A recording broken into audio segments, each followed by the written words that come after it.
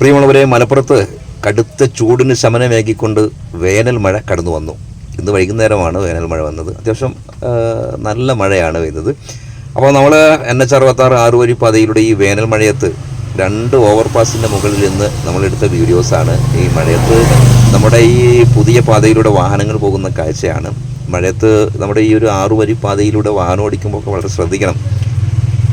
കാരണം റോഡ് നല്ല മിനുസമാണ്, ടെമ്പറേച്ചർ റോഡാണ്, നല്ല മിനുസമാണ്.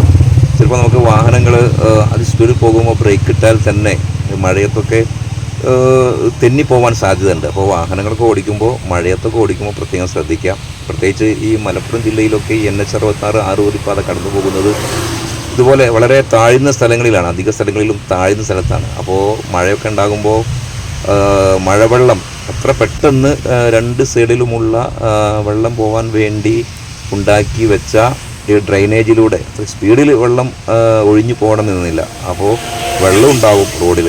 അപ്പോൾ എല്ലാവരും ശ്രദ്ധിച്ച് വാഹനം ഓടിക്കണം എന്നാണ് പറയാനുള്ളത്.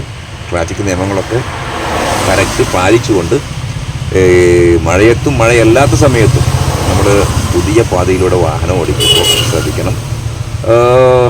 മഴ എന്ന് പറയുമ്പോൾ ഇടിയുണ്ട്, അത്യാവശ്യം നല്ല ഇടിയോട് കൂടിയുള്ള മഴയാണ് മലപ്പുറത്ത് നിന്ന് പെയ്തത്.